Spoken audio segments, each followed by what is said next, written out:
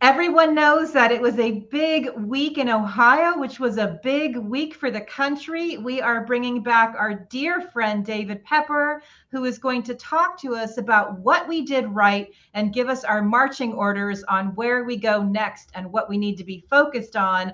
Our friends already know that David Pepper has authored some very important books about democracy, Laboratories of Autocracy, Saving Democracy. He also has the experience of having worked in Russia and has written fictional accounts of that. But what he really is what I like to call a pro-democracy coach. And he was our nation's coach, and he activated the Democratic base.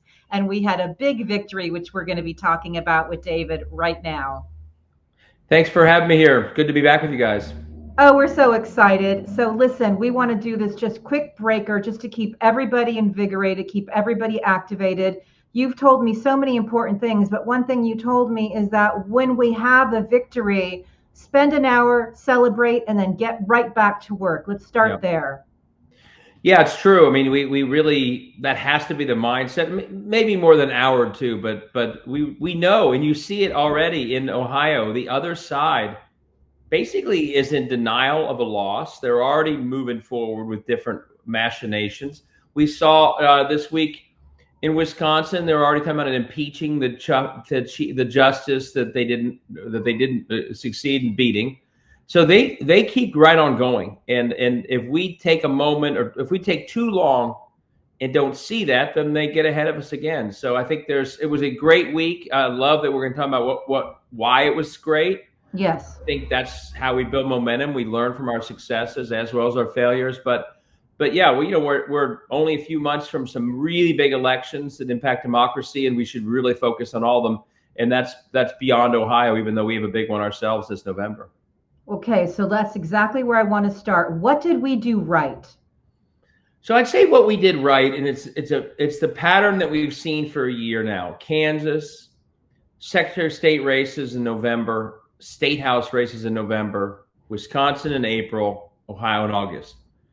The folks that care about democracy in the country saw the threat here, just like they did in those other states. And it's pretty clear, and did a lot about it. I mean, your listeners, those you work with, postcard writers from states across the country, phone bankers, I heard from all of them. And the lesson is, when we as a nation, the sort of warriors and army of democracy that's out there, that you can sense it's growing, when it is beginning to understand that the threat to democracy isn't just, a couple U.S. Senate seats.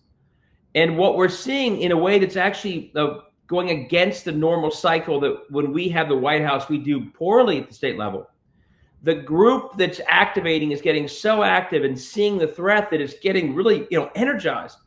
And the fact that so many got involved, the media, frankly, focused on this in a way that often state level things just don't get focused on. And the horrific Secretary of State we're stuck with in Ohio for a couple more years, he projected an 8% turnout. And I think that was almost a form of suppression by talking about that way, right, was to try and keep people, it's not a big deal, no one's showing up. And with the energy that not only we were able to get going in Ohio, but in the nation of people, again, hundreds of thousands of postcards, hundreds of thousands of phone calls, the turnout was around 40%. And clearly it was better for those who care about democracy. So we really rallied, and that rally was a nationwide rally. And there's a lot to talk about, messaging and like this and that. And if the other side's making problems for themselves, let them keep doing it. But I think the most importantly is the energy around the democracy battle that is starting to be focused, not just nationally, but in states. It's on a hell of a winning streak, because once it gets fired up, it actually can score victories. And we just extended a year-long winning streak that started in Kansas last August. Isn't that beautiful? Go ahead and jump in, Hi-Fi. I've got a couple things. So one of my questions is, one of the issues that seemed to really get Ohio voters, behind this, it's not just that the Ohio GOP was trying to change 111 years of Ohio history, suppress our votes. No, it's about everybody recognized that it was about women's reproductive rights. Yeah. And even though the other side, our Secretary of State tried to make it not about that, he was caught, fibbing, shall we say. Right.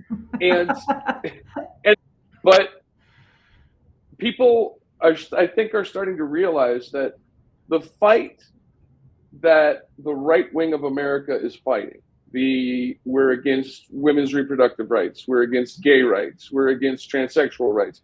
All of these rights are human rights.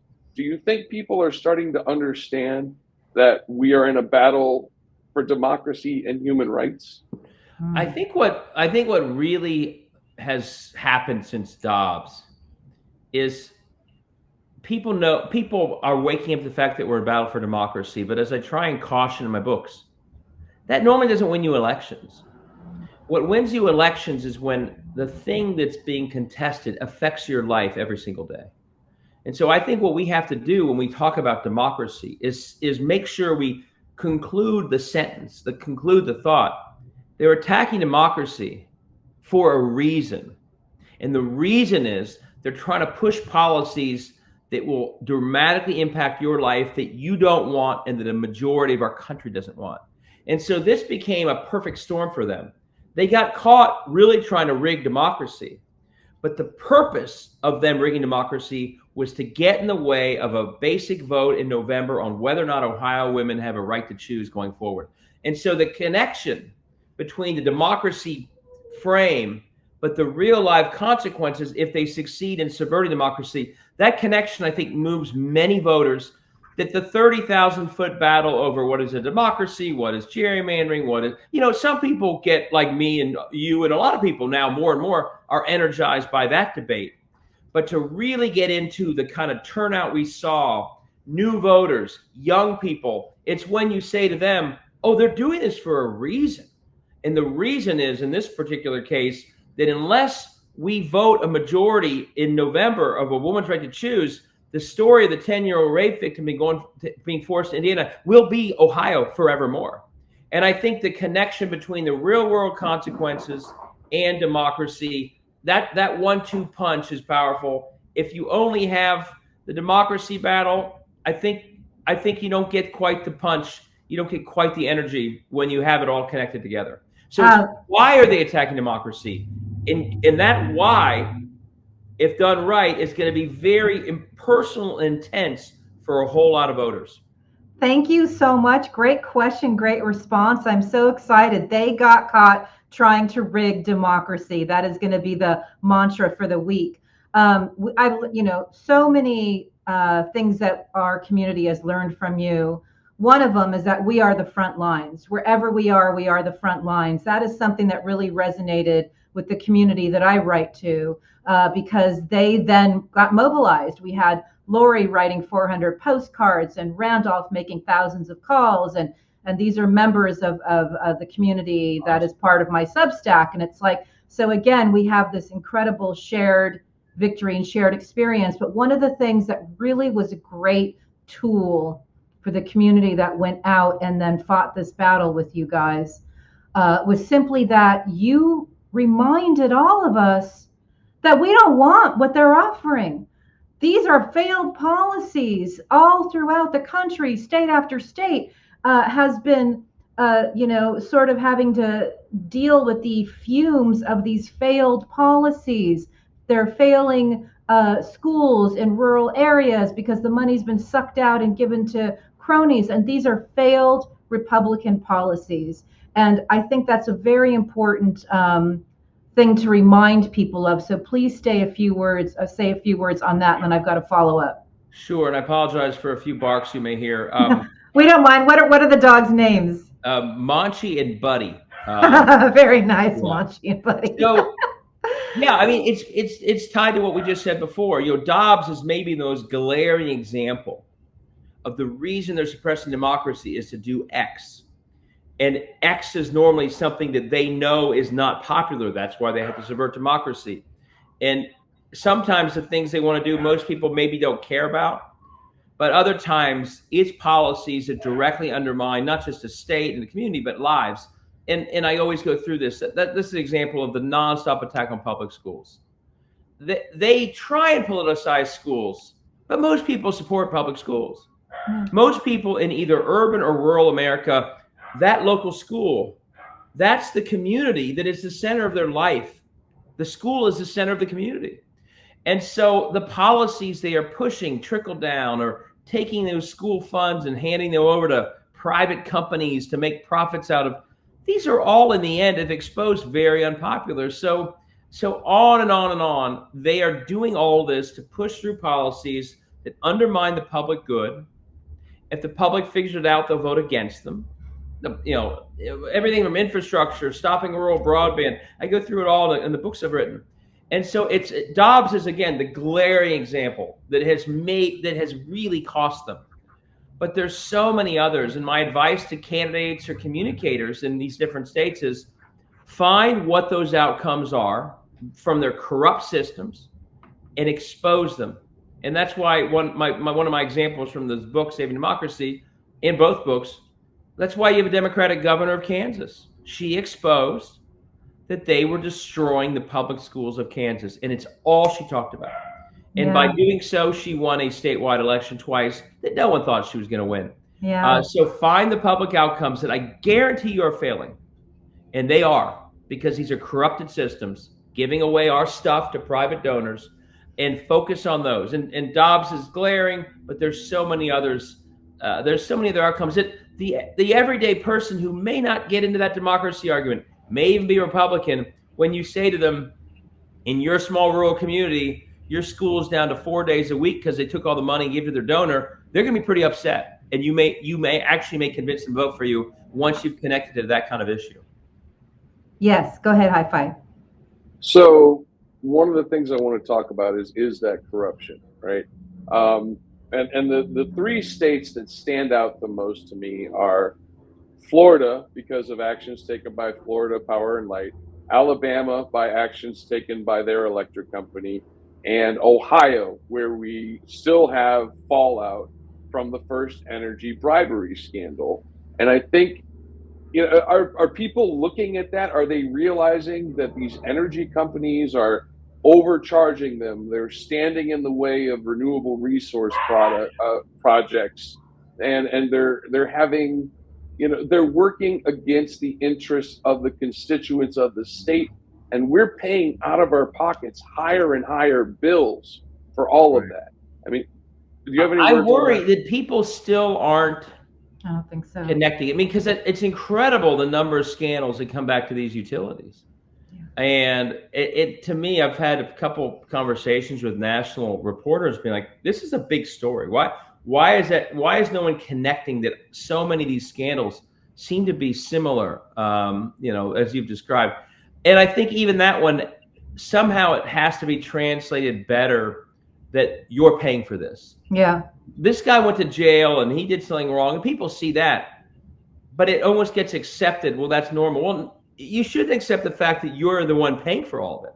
Right. But no, it's very clear that there's a pattern here, and I think it's a federal issue. I think that it's something that if I were in Congress, I'd want to have a hearing. Why is it that all over this country, these energy companies seem to be getting themselves into this clear abuse back in states of the ratepayers? I mean, I've actually given that recommendation to somebody. Sorry. You were the first. Yeah. No, you were the first to explain to us. Thank you for that. You were the first to explain to us that corruption no longer is resonating, but fix the damn roads is. So yeah. I think that is just something that we can learn from. Again, this is a strategy session with a democracy coach. I want to say a quick thing about, that I was a campaign manager for a first-time candidate last year who won her race here in Los Angeles for city council. What we did was we canvassed, we phone banked, nobody knocked on more doors than my candidate. We did all the traditional things that has worked since the beginning of time to activate the base, particularly the Democratic base. But she was a candidate that appealed to people of different, political backgrounds.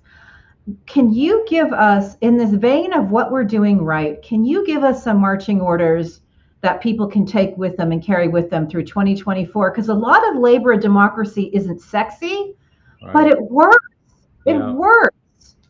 Well, this time, and I've been on the campaign calls, the number for a special election, again, they thought it would be 8%. It was basically almost a midterm turnout. So many people knocked on doors in Ohio. So many made calls from all over. Those postcards, I don't think a postcard is necessarily going to convince a Trump voter to vote for Biden. But a postcard to someone, I don't care what state, saying, did you know your democracy is under attack? Show up August 8th, and it's personally written. That could really make a difference, and I think really did. So all these things really do matter, and so I do think keep going with it. But I was at this is a great example. I was at a event in one of the Republican counties. It almost went on no, but it was 50-50. That's shockingly 50-50. This is called Greene County. It's where the governor actually is from and lives. And I went to a rally with them on the Sunday evening. Just the activists who'd been doing the work, they were so pumped. They'd been so positive. And they were saying, we knocked on every door that we were told to knock on. And then we started doing honking waves with signs all over a Republican county. And they said to me that evening, I swear they said to me, I swear half the people were with us. Yeah. And I thought, oh, come on. In Greene County, you're kidding? They were right.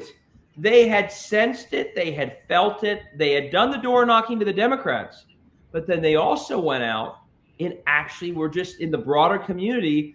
And their effort not only gave them really good insight as to where people were, but obviously got people to see, hey, local people here think this is a bad idea. So that very traditional stuff, I'm old school. You know, I first started out with a sign that said, just add pepper. And everyone on election day knew my name. They said, just add pepper. So I think all that stuff still matters. In terms of going forward, we in Ohio, I'll just give the Ohio agenda. We got to win this November referendum to protect reproductive freedom. That's very important.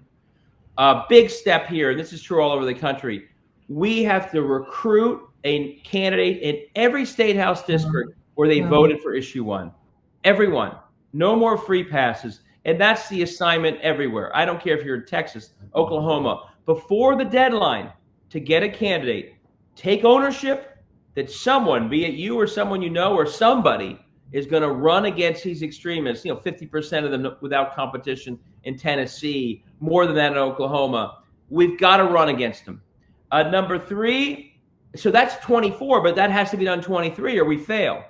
Number 3, we got to flip the Virginia State House. Everything that was just done for Ohio, if you were part of it, help us in November with our initiative, but do what you can to help win the Virginia State House. And I'll be sharing with you and others ways to do that. But that is a glaring opportunity. And if we don't do it, there's a real risk to core rights in Virginia.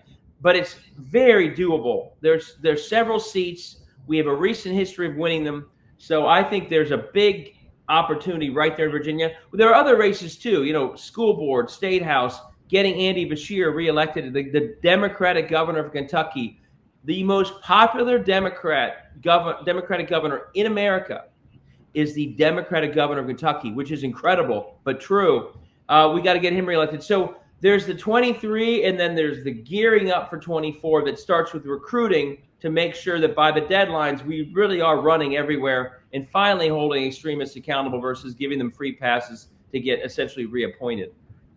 Oh, this is fantastic. I'm just going to quote from my David Pepper archives where I bullet pointed some of the main things that we have to do in order to win. And I'm just going to go right to, we will go on offense and we will stay on offense. We will not be bullied. We will get fired up. We will not be lulled into thinking that somewhere else determines the outcome. Our dear friend Ruth Ben-Ghiat says that we are a multiracial democracy in the process of succeeding. And rather than refute and rebut the lies coming from the extremists and the GOP, we must expose the device and show that what they are is anti-democratic agents. And I think therein lies our messaging and all of that. Final word to our community of inspiration. this was a big week. This was a big victory. I believe 70% of the population does not want what these extremists are offering. Just one more marching orders from the coach. Sure. First, thank you. I cannot thank you enough. And I've been thanking a lot of people in Ohio, but beyond. By making this national, you got Ohioans to see what it was. So everyone who was lifting and advocating and saying, this is awful and it's big and it's part of a national plan, all that echo chamber took it something that in May felt like it might sneak by and turned it into something electric. The other thing, just to echo, and this will be my last thing, in high five from Ohio would understand this. The map of who voted no is extraordinary when you look at the counties. And I want to caution all of us. I think there's a lot of parallel between who supports the November referendum and who voted no this time, but not exactly parallel. This map, we got to end gerrymandering in Ohio. Let me say this. We're going to probably have a vote in the next couple of years to end gerrymandering. This map is the starting point, because this map, more than anything, is a map of who in Ohio supports democracy and who in Ohio opposes rigging rules for outcomes. And that's what gerrymandering is. This was an effort to gerrymander statewide elections on constitutional amendments. That's basically what it was. And Portage County voted no. Ashtabula County voted no. Stark County voted no. Butler County voted 50-50. That's a very Republican county. And when you see those counties voting no, that's the hope that these are people who said, this is BS. This is rigging democracy. We don't agree with that. And that, to me, is the starting point of a map, a pro-democracy map that crosses beyond Democrats, includes independents, and you wouldn't have a 50-50 Butler County if it didn't also include some Republicans, or Greene County, or Portage County. I went to a lot of these counties late, so I'm thrilled that some of them turned no, but we need to view the map that we just saw and that we are seeing, and I'm going to put out a Substack on this in the coming days. This is a pro-democracy map that crosses many lines. It's got the libertarians in it. And some of them, Wow. high-five, Geauga County, that is a conservative place. It voted Oh, no. yeah. I think some real anti-government people looked at, like they would, I hope, at gerrymandering, looked at this and said, I'm not for this. This is insane. This is empowering corrupt politicians. I don't want that. So I think this is a real starting point for a pro-democracy coalition that hopefully in the next couple of years also helps us end this horrific anti-democracy gerrymandering we're stuck with as well. Oh, David Pepper, thank you so much. I think my takeaway today is we will no longer accept the undermining of the public good. Absolutely. Thank you so much for coming and joining us. You can find David's work at David Pepper's Substack. You also need to buy his books for inspiration. Saving Democracy, the latest book from David Pepper. Thank you for all you do. Thank you for joining our show. And we look so forward to seeing you again soon. Awesome. Thanks, guys.